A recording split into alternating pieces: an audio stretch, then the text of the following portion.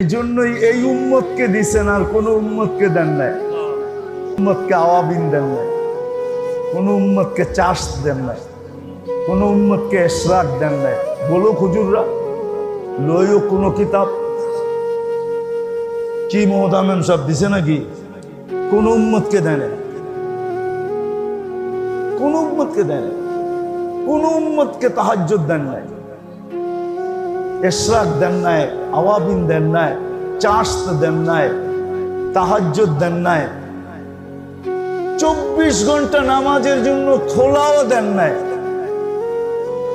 মুসা আলাইহিস সালামের কওম তো 3 ওয়াক্ত পড়ছে, 3 ওয়াক্ত পুরা পড়ে নাই। আমাদেরকে তো 5 ওয়াক্ত, ওনারা 3 ওয়াক্ত পড়া 3 ওয়াক্তের সওয়াব পাইছে, আমরা 5 ওয়াক্ত পড়া 50 ওয়াক্তের সওয়াব পাই। কত? এটা আমি ভুল কইছি? না না, আরে না, আমি কইতেছি ভুল, আপনি কোন কি এর সত্য?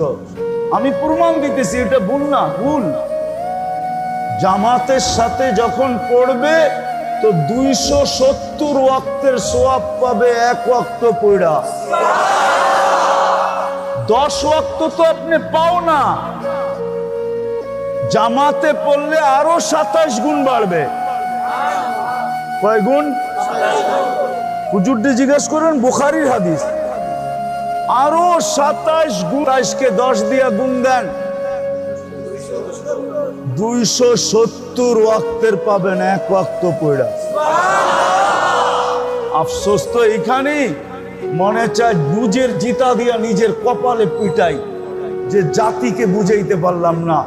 আফসোস তো এইখানেই, 1 ওয়াক্ত পড়ায়া 270 ওয়াক্তের সওয়াব দিতে চান, আর নিজে ডাইকা ডাইকা আনেন, তারপরে তো আমার জাতি 70% নামাজে আসে না।